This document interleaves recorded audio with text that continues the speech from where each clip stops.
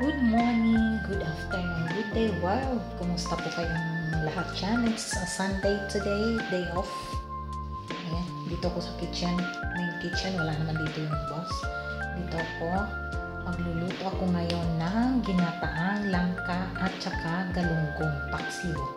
Ayan, galing kami ng Filipino store. Actually, it's a international food store. Galing kami doon, nakakita kami ng galunggong, medyo malaki kaya kumuha kami. At saka yung may nakita kami yung langka, ewan ko kung maganda yan, try natin magluto. So ayan guys, thank you so much sa mga support nyo dyan. Maraming salamat sa mga nanonood ng aking mga videos and uploads. Thank you so much sa mga hindi pa nakasubscribe dyan. Please subscribe, Mami Beth Salcaras Official. Like, share, and comment. Ayan. Maraming salamat po. Click the notification bell or para palagi kayong updated sa aking mga latest videos and uploads. Kaya ayan, guys, samahan nyo akong magluto ng ginataang langka at saka paksiw na galunggong. Kasi siya, frozen siya. Yung galunggong frozen siya. So, medyo na-defrost na siya ng konti. Pababad natin sa tubig na mainit konti para mabilis ang pag-defrost niya para maluto ko ng agad siya. Anong oras ba? Ay, magti 3 o'clock pa lang ng hapon.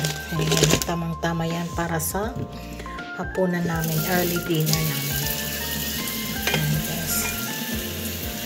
Galunggong, malalaki siya eh. Kaya sabi ko, ganda naman ito, malalaki.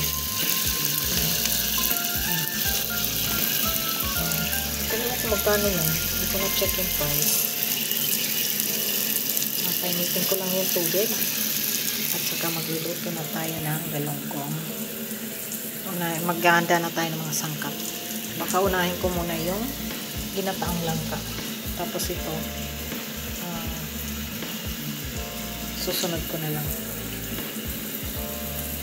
Ito natin saka mainit na tubig para mabilis yung pag-defrost niya. Lagyan natin sa mainit na tubig. Hindi ko na-check kung magkano ang price niya. Basta nung makita ko. Kasi hindi siya palagi meron eh. Ano din siya. Minsan wala. Kasi ang hinahanap ko sana yung maliit na tulingan. Yung tulingan ba? Kasi gusto ko rin mag-adobo ng tulingan. Wala. Itong nakita namin na meron dun. At saka mga bangus. Medyo parang frozen siya, na presko pa siya. Kasi tingnan mo yung mata, hindi pa siya mapula.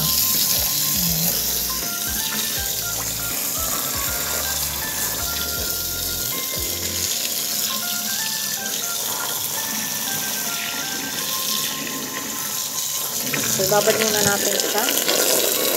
Out ko nga para mabilis.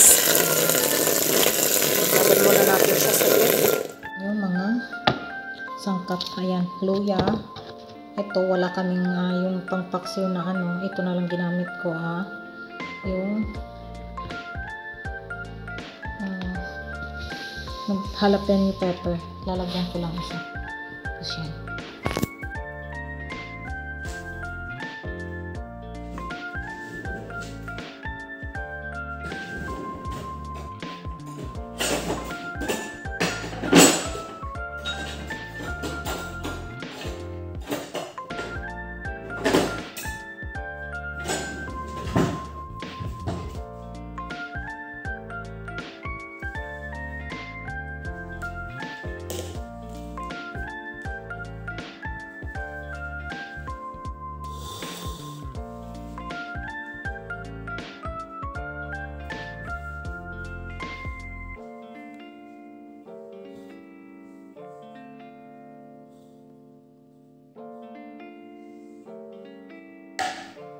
So, magkayat na tayo ng ating mga sangkap.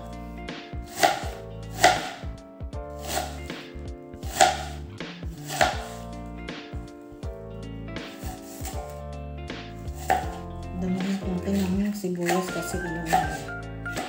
Yung langka at saka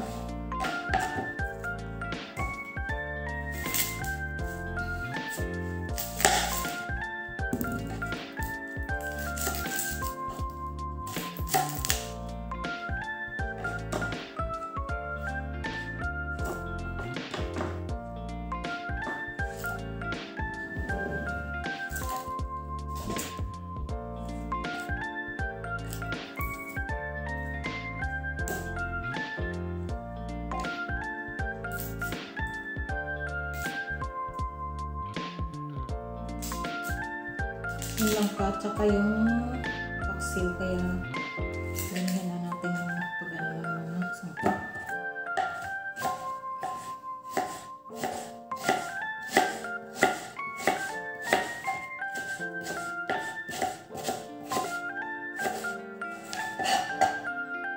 Tapos yung luya, tignan natin. Pwedeng hindi balatan, pero balatan lang muna natin para okay siya.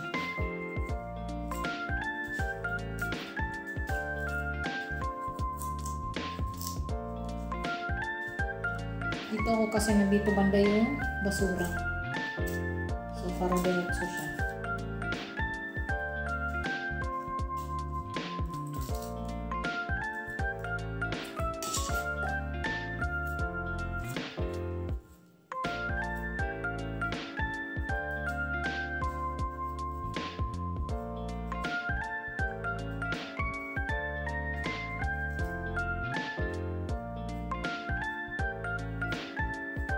Natin yung mga sangkap, ayan na siya. So, buksan na natin ito. Tingnan natin kung ano. So, first time ko itong magano nito eh. Yung green jackfruit and brine. Tingnan natin kung ano texture nito. Kung luto na ba ito or ano. Luto na ba ito. So, ito pala yung laman niya. Oh. Tingnan nyo guys. Ayan o. Ayan na siya. Yung langka. Pala siya. Parang luto na ata na siya. Binuksan ko na. Tapos isali natin dyan. Tinanggal ko yung mayroon siyang tubig eh. Ayan. So, ayan na siya. Parang luto na siya eh. Parang niluto na siya eh. Hindi ito sasama ito. Hindi yan kasama eh. Tatanggalin ko yan. Teka lang. Ito na siya. Tinanggalan ko nito. Tinanggalan ko nito. Tinanggal ko dito. Tapos ito, kailangan paghiwa-hiwalayin. Parang yung langka na talaga na ano, yung fresh ba. Ayan, paghihiwa-hiwalayin ko. Tapos igigisa ko siya. Tapos lalagyan na ng gata. Ganon. Ayan. From here. Ayan, tinanggalan ko siya nito. Ayan na siya.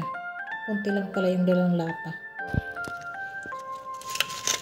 So, lilinisan natin yung isda. Sapa kayo nagbubanak. Ayan, galunggong.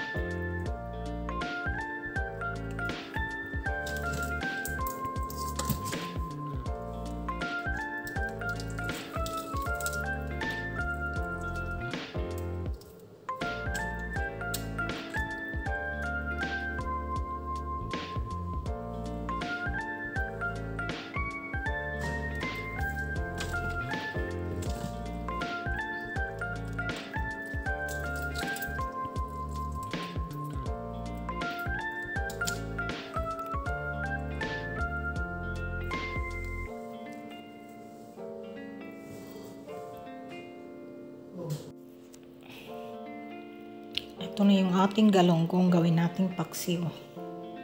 Ayan o. Parang isang nahati ah.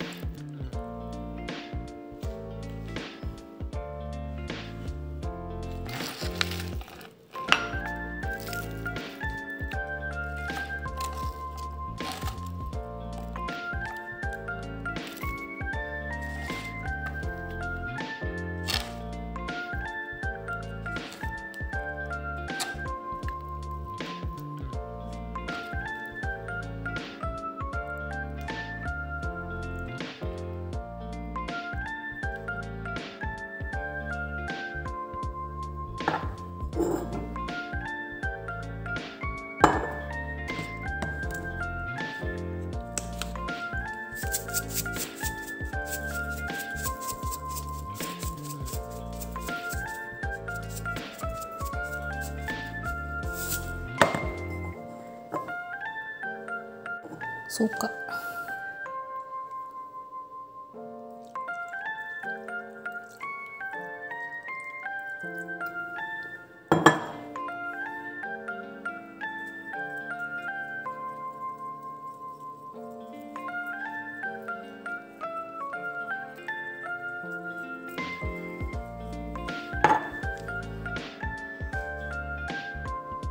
Nalagyan ko na yun ng asin. Konti lang. Ilapag dito. Lagyan natin sa ilalim muna ng mga sangkap para hindi masunog. Kasi lagyan na natin yung isda.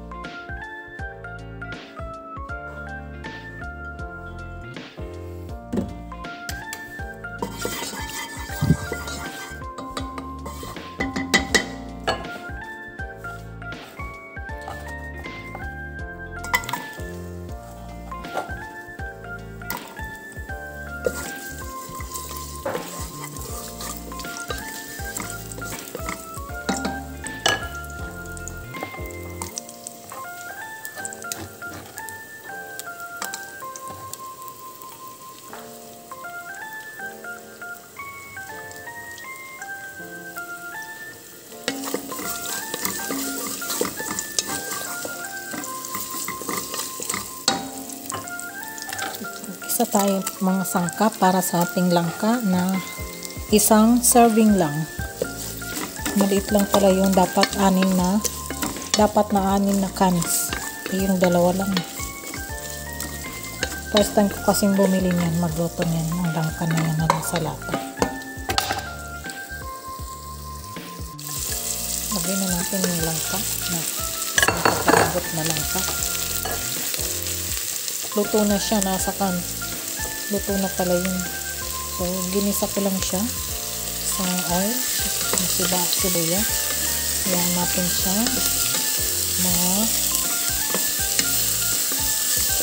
Maimot muna natin siya. Bigyan natin na pepper. Ayan na. Pepper. Black pepper.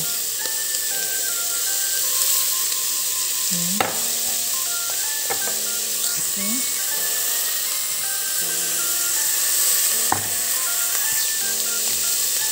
Konting asin. Konti lang. Timplahan na lang ulit natin mamaya pagtapos nito.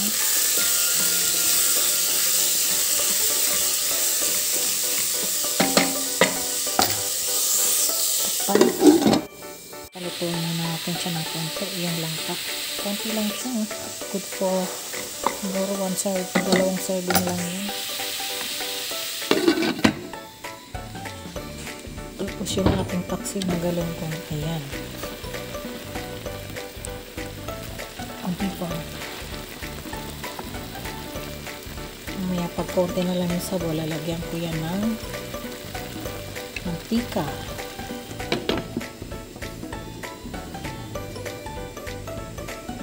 Paksiw natin. Tuyo natin ang konting para masarap siya. Ayan. Yes. Paksiw na galunggong.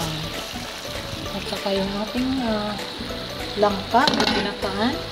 Ayan na siya. Nilagyan namin ng daing. Ayan. Ayan.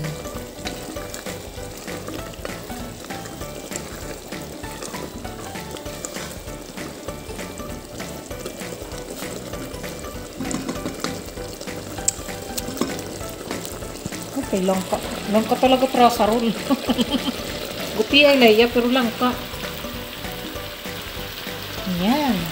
So, Okay na yun. Off na natin kasi baka maubusan ng sabaw.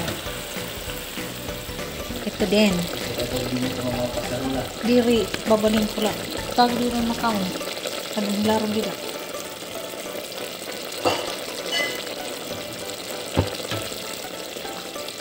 At na natin siya guys dito kasi pupunta na kami sa main house. Dito lang ako nagluto sa kitchen sa pupunta na kami dun sa cottage namin. Dito lang ako nagluto nito sa main house. Dahil ang sarap guys, you know? Ang sarap-sarap nito. Galanggang na paksiw with matching ginataan na langka for dinner. Sarap guys. Alam ko masarap to.